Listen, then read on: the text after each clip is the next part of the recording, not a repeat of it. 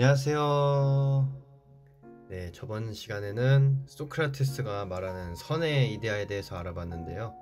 이번 시간에는 시인 추방론으로 알려진 미학에 관련된 이야기와 영혼 불멸에 관한 이야기, 그리고 에르의 전설로 알려진 사후세계에 대한 이야기를 소개해 드리겠습니다. 소크라테스와 글라우코는 저번 시간에 이어서 계속 교육에 관한 이야기를 이어가는데요. 소크라테스는 시문학에 대한 이야기를 꺼내면서 이런 이야기를 이어나갑니다. 시에 있어서 모방의 문제를 얘기하고 싶다네. 영혼의 문제를 탐구해오는 동안 나는 깨달았네. 이러한 얘기를 비극작가나 모방을 일삼는 자들과 얘기하기란 참으로 끌끄럽지. 그러나 자네라면 편하게 이야기할 수 있을 것 같다네. 시문학에 있어서 모방은 치명적이어서 청중에게 독이 될 수도 있다네. 이 독은 오로지 진리라는 약에 의해서만 해독이 된다네. 난 일찍이 호메로스를 존경하고 사랑했다네. 그래서 이런 말을 하긴 거북하지만 진리보다 중요한 것은 없을 테니까 말하기로 하겠네. 이봐 글라우콘, 모방이란 무엇일까? 글쎄요, 저로서는 잘 모르는 부분입니다. 그렇다면 이제까지의 방식대로 이 문제에 접근해보세. 세상의 모든 사물들은 각자 하나의 형태나 관념을 가지고 있다네. 예를 들어 여기 책상과 침대가 있다면 두 개의 관념 혹은 형태가 있는 셈이지. 안 그런가? 그래서 가구장이들이 책상이나 침대를 만든다면 이 관념에 따라 만든다고 볼 수 있네. 그러나 세상 그 누구도 관념 그 자체를 만들 수는 없다네. 그러나 이와는 격이 다른 그는 이 세상의 모든 사물들을 만들 뿐만 아니라 신까지도 만들 수가 있다네. 아마도 마술사인 모양이군요. 그렇지 않네. 실은 자네도 이러한 제작자가 될 수 있네. 거울만 들고 빙글빙글 돌려도 그러한 일은 쉽게 해낼 수 있지. 땅이든 하늘이든 거울을 가져다 대기만 하면 되는 일이니 말일세. 하지만 그것은 사물의 표상만 비출 뿐입니다. 바로 보았네. 자네 문제의 핵심에 접근했어. 화가가 바로 그 외관을 창조하는 자라 할 수 있지. 가구장의 침대도 마찬가지라네. 그도 침대를 만들긴 하지만 그렇다고 해서 실제 침대를 만드는 것은 아니지. 그는 단지 자신의 눈에 비춰진 침대를 능력껏 만든 것에 불과하네. 그도 역시 모방자라는 뜻일세. 그러니까 세상에는 단 세 종류의 침대만 있다고 할 수 있네. 하나는 신이 관여한 것으로서 최초의 침대라고 할 수 있는 것이 있지.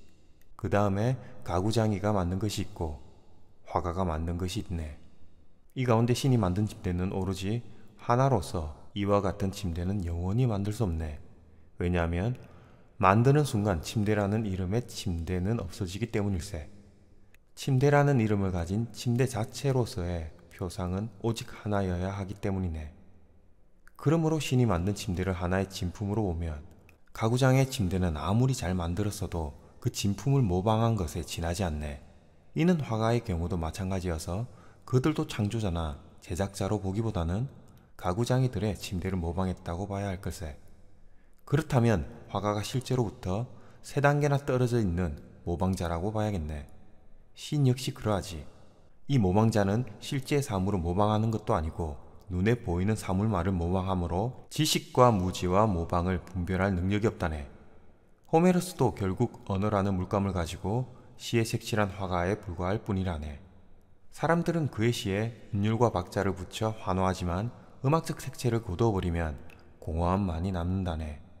그도 결국 그림자의 제작자이며 외관만 알 뿐 존재의 본질에 대해서는 무지했다고 볼 수밖에 없네. 여기서 멈춰서는 안 된다네. 우린 아직 문제의 절반밖에 이야기하지 않았다네. 어서 말씀하십시오. 문제는 화가는 말의 곱비나 재갈을 그릴 수 있지만 그것의 올바른 형태나 용도에 대해서는 알지 못한다네. 그것은 말을 타는 기수만이 알고 있지.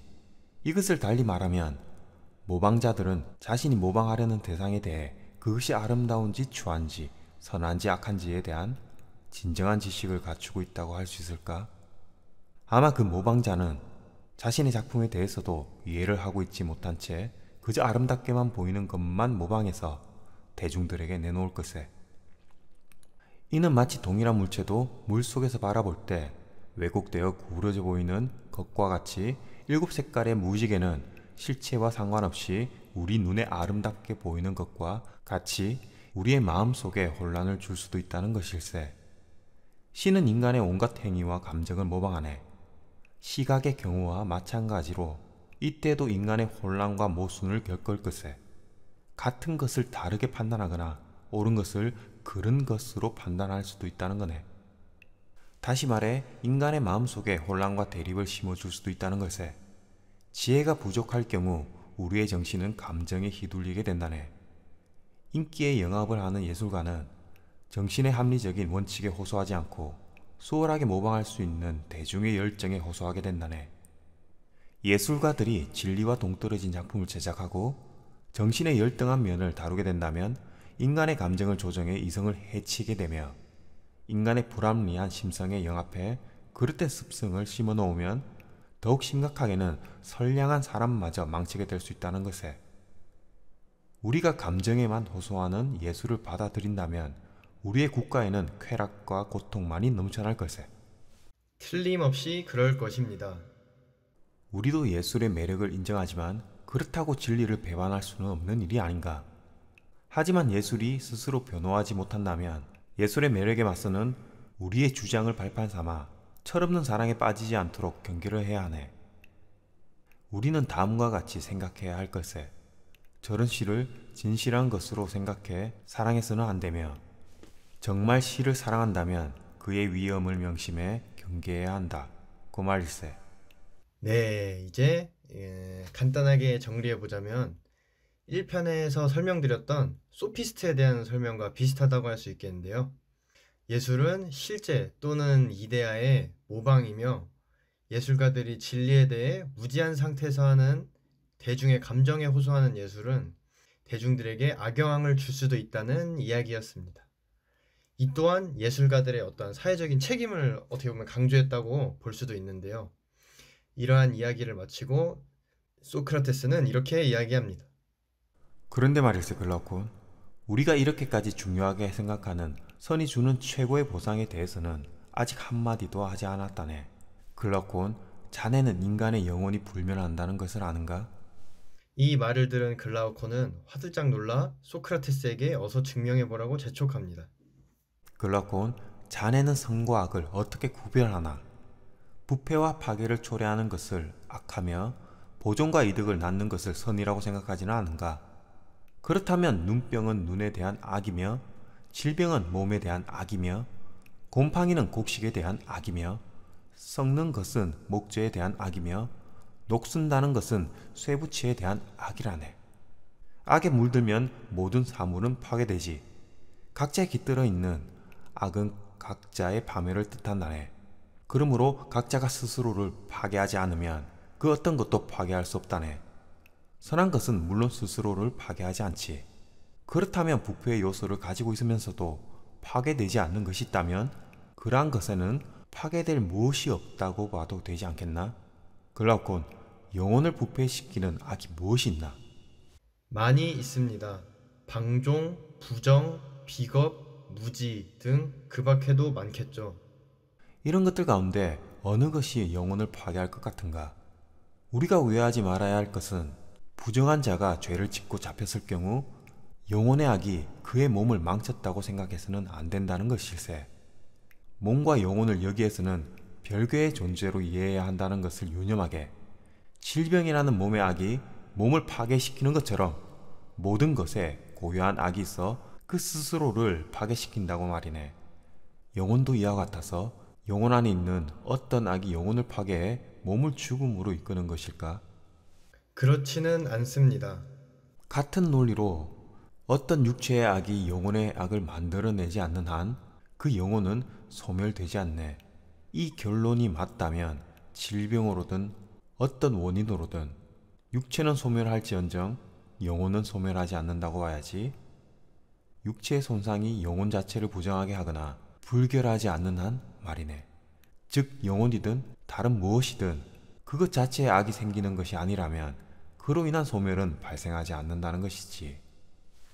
죽음으로 인해 우리의 영혼이 부정해진다는 것을 증명할 사람도 없을 겁니다. 몸과 영혼은 별개의 존재이기 때문입니다. 그러나 어떤 누군가가 우리의 이러한 주장을 부인하기 위해 죽어가는 자는 악하고 부정해지는 것이라고 말한다면 나는 이렇게 반박하겠네.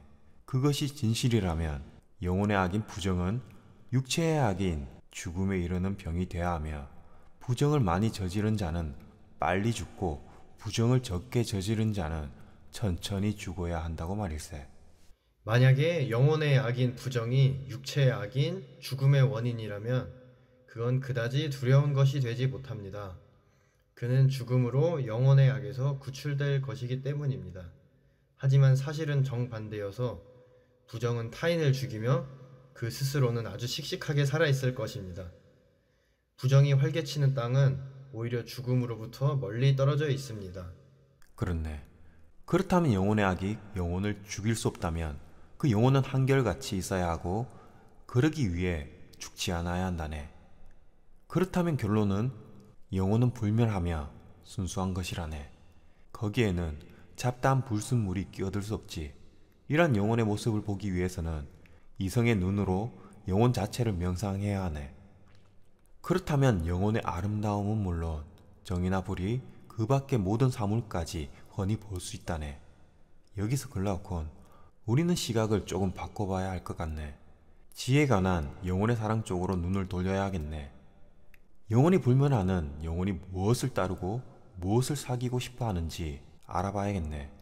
영혼이 그 자신의 질서에 따라 지상에 살면서 들러붙게 된 찌꺼기들을 떼어낼 때 그때 비로소 우리는 영혼이 무엇인지 알 수 있을 것에. 영혼이 하나인지 둘인지, 영혼의 본성이 무엇인지 말이네. 우리는 현세에서 취하고 있는 영혼의 모습에 대해서는 충분히 얘기했다고 생각하네. 그렇습니다. 네, 이제 여기까지 간단히 요약하자면 소크라테스는 모든 사물에는 악과 선이 있어 악은 그 사물을 파괴시키며 선은 보존을 시킨다는 주장을 합니다. 하지만 영혼은 이러한 악과 선의 법칙에 있어 벗어나 영혼의 악은 영혼을 파괴시키지 못하기 때문에 영혼은 불멸하다는 주장을 하는데요. 거기서 더 나아가 소크라테스는 영혼은 불멸하고 순수하며 이러한 영혼을 직관하기 위해서는 영혼에 대해 명상을 하여야 한다고 합니다. 이에 이어서 소크라테스는 이러한 영혼이 사랑하는 지혜를 따르면서 산 사람은 생전이나 사후에서나 인간이나 신에게 보답을 받는다고 주장을 합니다. 이 얘기를 들은 글라우코는 사후의 보상에 대해 흥미를 느끼며 이렇게 질문합니다. 어서 말씀해 주십시오. 그것보다 즐거운 이야기도 없을 것 같군요. 이제 소크라테스는 지금의 튀르키예의 지방 중 하나인 팜필리아의 주민인 에르에 관한 전설을 들려주는데요. 에르라는 사람은 전투 중에 전사를 하게 됩니다. 며칠 뒤 사람들이 에르의 시신을 수습할 때까지 썩지를 않았다고 하는데요. 사람들은 에르의 장례를 치러주기 위해 그의 시신을 고향으로 가져가게 됩니다. 고향에 도착한 뒤 화장을 하기 위해 불을 붙이려는 찰나 그가 눈을 뜨고 다시 살아났다고 합니다. 그리고 그는 열 이틀 동안 저승에서 본 사후세계에 대해 얘기를 시작하는데요. 육체를 떠난 에르의 영혼은 다른 혼들과 함께 어떠한 곳에 도착하게 됩니다. 그곳에는 지상과 하늘 쪽으로 각기 2개의 커다란 구멍이 나 있었고 이 구멍들 사이에 심판관들이 앉아 영혼들을 판결한다고 합니다. 심판관들은 각기 판결받은 내용을 그들의 뒤에다가 달고 정의로운 자에겐 하늘로 난 오른쪽 구멍으로 올라가도록 지시하고 부정한 자에겐 지상으로 난 왼쪽 구멍으로 내려가도록 지시를 합니다. 이어서 에르가 심판을 받게 되자 심판관은 이렇게 말합니다. 너는 여기에서 이루어지고 있는 일들을 세상에 알려야 할 임무를 맡고 있으니 잘 보고 가서 전하라. 이렇게 해서 에르는 판결에 따라 영혼들이 떠나는 모습을 지켜보게 됩니다. 아울러 하늘의 왼쪽 구멍에서 순수한 영혼들이 내려오고 지상의 오른쪽 구멍에서는 추한 영혼들이 올라오는 것도 보게 되는데요. 그 영혼들의 모습은 마치 긴 여행이라도 한 듯한 모습이었습니다. 그들은 축제에 참가하는 사람들처럼 초원의 한 켠을 차지하고 자리를 잡았는데요. 서로 아는 영혼들끼리는 인사를 나누고 안부를 묻기도 하였습니다. 지상에서 올라온 영혼들은 천년 동안의 여정에서 겪은 일들을 회상하며 슬픔에 겨워 울었고, 하늘에서 내려온 영혼들은 그곳의 아름다운 광경에 대해 이야기하면서 웃고 있었습니다. 영혼들이 초원에 묵은 지 8일째 되던 날, 그들은 다시 길을 떠나게 되는데요. 그들은 사흘 만에 어떤 장소에 도착하게 됩니다. 에르는 그곳에서 기둥 같은 빛이 지구를 관통한 채 천체로 뻗어나가 있는 것을 보게 되는데요. 무지개처럼 보이면서도 밝고 깨끗한 빛이었다고 합니다. 하루가 더 지나 보았더니 그 빛의 한복판에 몇 개의 띠가 위아래로 뻗어 있고, 이 띠들의 끝이 다시 운명의 여신들의 어머니인 아난케 여신의 방추에 묶여 있다고 합니다. 그리고 이러한 방추에는 8개의 돌림판이 연결되어 있고, 그것들이 아난케 여신의 무릎에서 회전하게 되어 있다고 하는데요. 소크라테스는 이러한 모습이 천체를 나타낸 것이라고 합니다. 그리고 아난케 여신의 3딸들이 일정한 거리를 두고 각자의 자리에 빙 둘러앉아 저마다 흰 옷을 걸치고 머리에는 화관을 쓰고 별들의 음악에 맞추어 저마다 라케시스는 과거의 일들을, 클로토는 현재의 일들을, 아트로포스는 미래의 일들을 노래하고 있었다고 합니다. 그 곳에 도착한 영혼들은 라케시스 앞으로 가라는 명을 받고 라케시스의 신관 앞에 정렬하게 됩니다. 신관은 라케시스의 무릎에 올라가 여러 가지 생애의 견본을 집어들고는 이렇게 말합니다. 이는 아난케의 따님인 라케시스의 말씀이시다. 덧없는 영혼들이여, 이것은 필연적으로 죽을 수밖에 없는 자들이 감수해야만 하는 또 다른 주기의 시작이다. 운명의 신이 그대들을 추첨하지는 않을 것이니 각자 자신의 운명을 선택하도록 하라. 선택은 1번부터 한다. 복덕에는 주인이 없는 것이니 그대들이 귀하게 여기는가 천하게 여기는가에 따라 많이 갖거나 적게 가지게 될 것이다. 선택은 그대들의 몫이며 책임 또한 그대들에게 있다. 신관은 이렇게 말하며 제비를 던져주었는데요. 에르만 제외하고서 모두들 하나씩 집어들게 됩니다. 제비를 집어든 자들은 뒤이어 자신의 생애의 견본들을 보게 됩니다. 견본들의 수는 너무나 무수해서 세상의 온갖 인생이 다 녹아져 있었습니다. 그들 가운데는 군주의 인생도 있으며 오래 사는 인생, 적게 사는 인생, 가난과 망명, 또는 국어를 하면서 살아야 하는 인생, 명예로운 인생과 불명예스러운 인생, 건강한 인생과 질병에 시달려야 하는 인생 등 수많은 인생이 담겨져 있었습니다. 그러나 그 생애를 사는 영혼의 성향은 정해져 있지 않았다고 합니다. 여기서 소크라테스는 이렇게 말합니다. 그렇군. 바로 이때가 중요한 순간일세. 여기에 인간의 모든 모험이 있다네. 선악을 식별해 최선의 선택을 하도록 안내해주는 학문의 탐구자가 되어야 하는 것도 이 때문이라네. 즉 어떤 것이 어떤 것과 어울려 선하게 되고 악하게 되는지, 영혼의 본성상 선천적인 것이 무엇이며 후천적인 것이 무엇인지, 그것들이 어떤 결과를 낳는지 유의하며 공부하고 선택해야 하네. 그런 다음 이 신념을 굳게 지니고 저승으로 가야 한다네. 그래야만 저승에서도 현혹됨 없이 악을 피해갈 수 있다네. 이어서 라케시스의 신관은 이렇게 말했다고 합니다. 냉철하게 선택해 진지하게만 살면 누구든 만족한 삶을 누릴 수 있다. 그러니 늦게 선택한다고 억울해할 것도 없다. 더불어 먼저 선택하는 사람은 경솔히 선택해서는 안 될 것이다.